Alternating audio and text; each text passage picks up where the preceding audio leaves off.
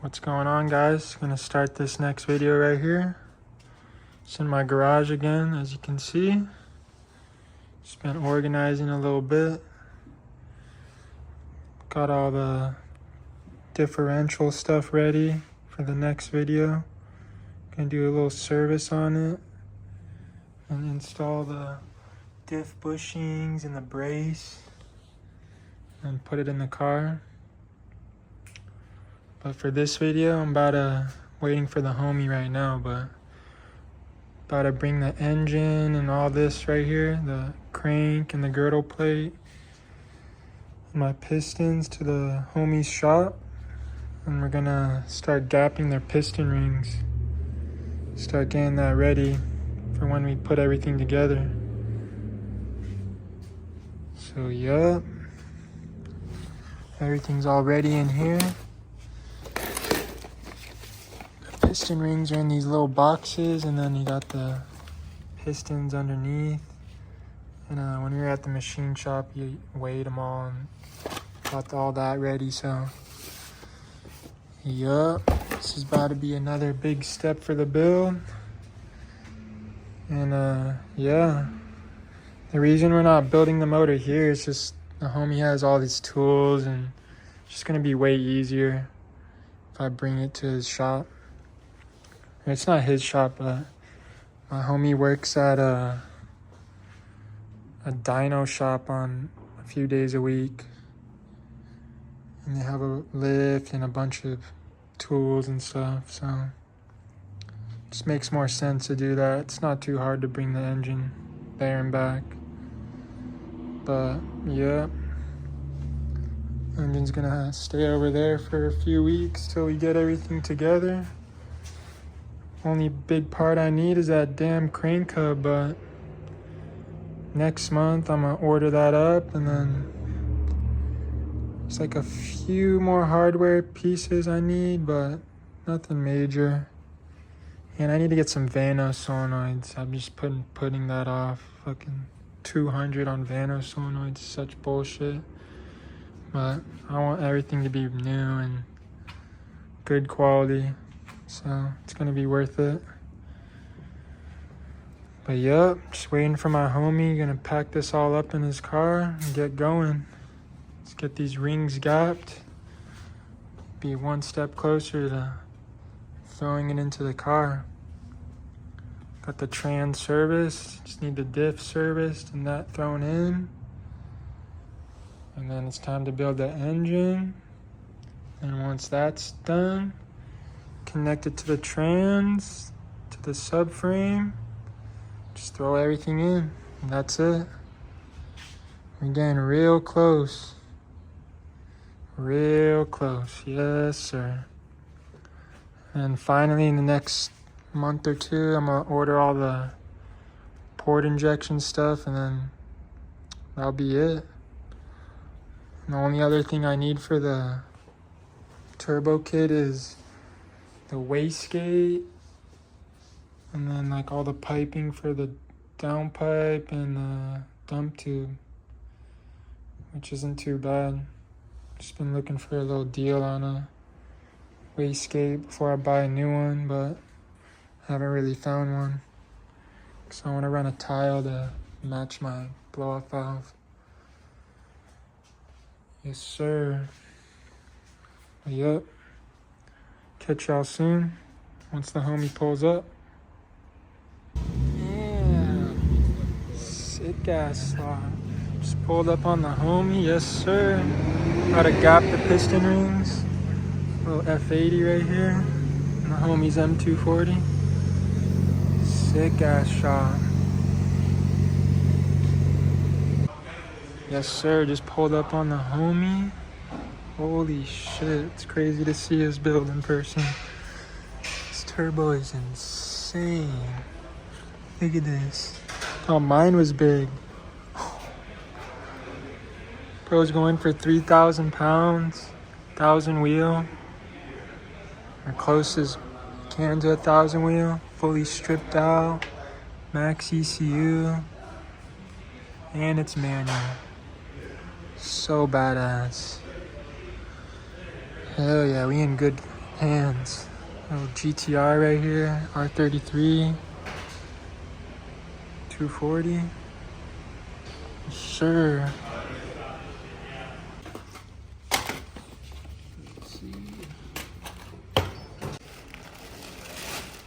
Hell yeah.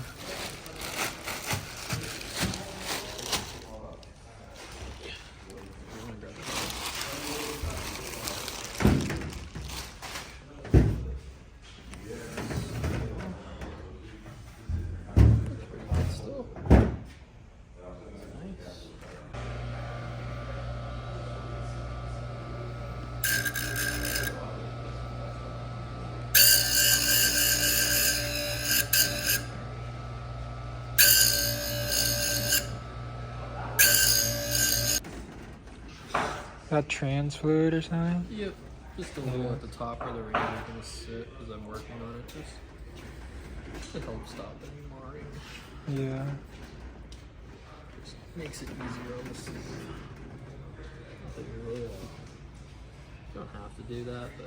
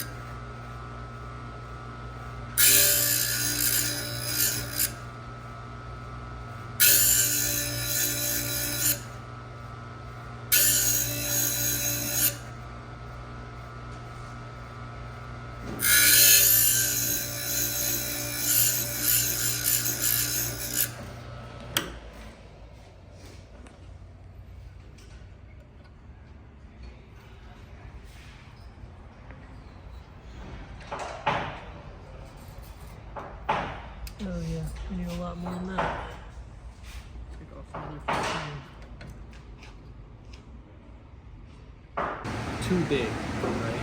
Yeah. And so when you go to actually size them, what you're looking for is when this is in the bore itself, you're looking for a gap, right? Right now there's no gap. They're actually it's so proud that they're overlapping. Yeah. Right? So obviously you can't run it like that. Yeah. So they give you oversized rings specifically so that you size it to the boards going into. There's an equation you can use to like get where you want to go, and then there's some also like rules of thumb, and also maybe some caution in there too, like add a couple thou extra for some headroom. Depending on the application, like a lot of times the piston manufacturer will give you a spreadsheet, and on the spreadsheet it'll actually show, depending on the application, whether it's like street driving, track driving, nitrous, non-nitrous, methanol, fuel types, like they'll have different recommendations for ring gaps, and usually I'll shoot, you shoot a few thou more than that, because it only really hurts when the gap is too tight, because then these will butt together. When that piston, everything expands, and then it just digs into your cylinder wall, and then that's how you use these pistons, you'll tear up the wall, that sort of stuff. So, like, you'd rather have it slightly bigger than too small. So, the last motor I did 22, 24, it worked really good. Probably make it tighter, but is it worth it? Maybe not. This round I gapped it a little bit bigger, but 22, 24. Yeah, so basically what I did was I put it in. Obviously it's overlapping, so I'm just going to slowly like chow it away. What I'm doing is I'm just putting in the lock, I bump it on the stop, then I put the stop back, I'll back this off, and I'll do that to make sure it's not contacting the actual spindle. Spin it up, and then I'll put it here and slowly walk it in until I like hear it. Like right there, I can hear it starting to cut. So I know that's 0, so it's touching. So I'll zero the machine out here. And this is in thousandths of an inch increments. So I can see 10, 20, 30, 40, 50. So I can track it. So if I check with my feeler gauge and I know I need to go, like it's measuring 15, and I want to go to 22, so I need 7 more, right? So then on here, I know I'm going to cut roughly 7. And so I can actually look on the gauge and slowly walk it in until I get the 7, pull it off, and it's pretty much For sure. bang. So right now, just kissing it. So now I'll add 5 here. So another 5 here. Again, I'll add another 5 here.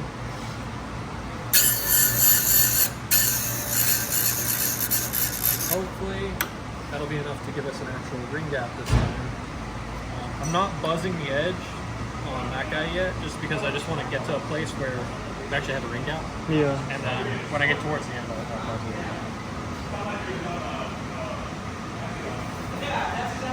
Now, if you look, there is a gap. It's not very much, but there is a gap here. Now it's sitting flush. So that's crazy. Yeah. So what I'll do, I'll take another 10 off.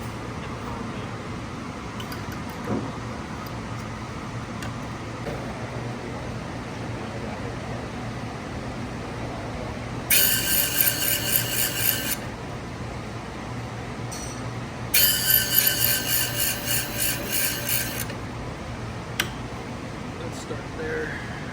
Now, hopefully, we'll get a feel.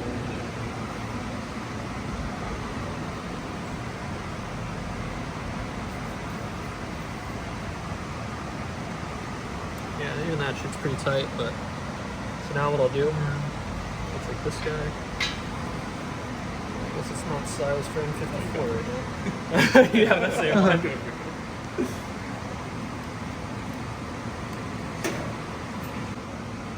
Classic T-handles.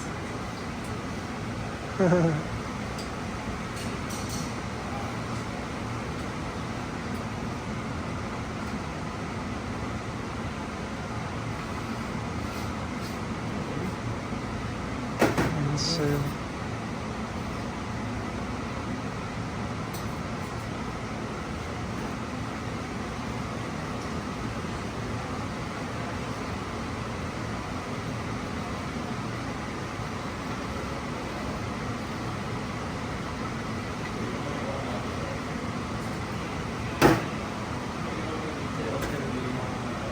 Non-existent gap.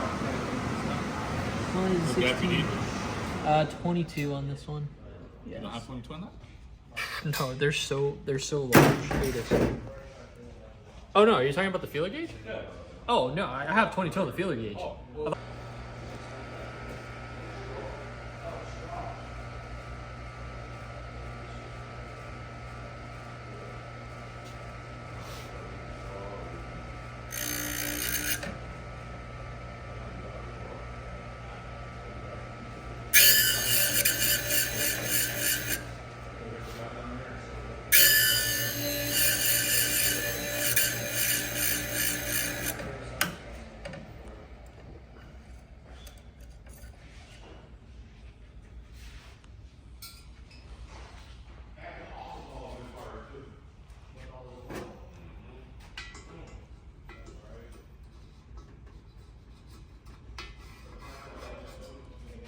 So many little tools for this. It's crazy. Yep.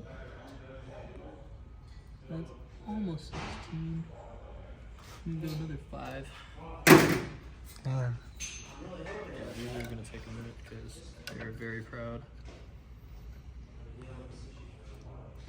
Basically, you have to gap all the rings. Oil strip rings, I don't usually gap. These ones stay the way they are. These ones, though, all have to be gapped. So there's going to be 12 rings that have to be gapped right now. Oh, no way. Yeah. So that's 2 right there then? We'll see. This will be a starting point. I'm just trying to get it where we actually have a gap in the ring because these rings are fucking gigantic. Yeah, so that's pretty damn. It's weird they make them so big if it's meant for N54.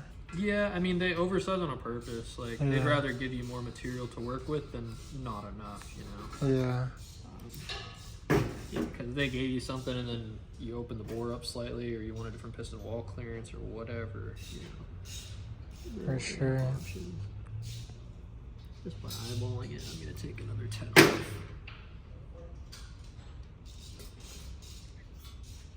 That's basically 0 right there. The second ring on cylinder 1. Hell yeah. And what size that is? 24. N54. Yeah. So I'll write it all down for you so you can like have a record of it. Yeah. Appreciate it. So it's always good to like I have both of my last motors that I did. I have like the whole, like all the bearing clearances and ring gaps and stuff like that, just because like if something works or it doesn't work, then you can keep track of it. Yeah. You go, okay, that didn't work, or oh, that works better than this, or you know, you can kind of compile some data. For sure. Where you rebuild the motor years later, like 2 years later, and you're like, fuck, what did I do? You know, having it in Excel or something like that that you can look back on is pretty convenient. For sure. So that'll be one down. Let's go. Yes, sir. We all done. Just giving a little oil to the crank. Trying to keep it from rusting. Like that.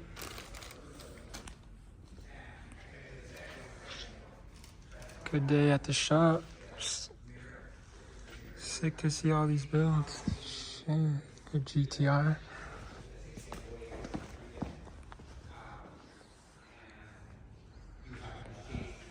If anyone needs tuning in Cali, this is where you go. Hell yeah.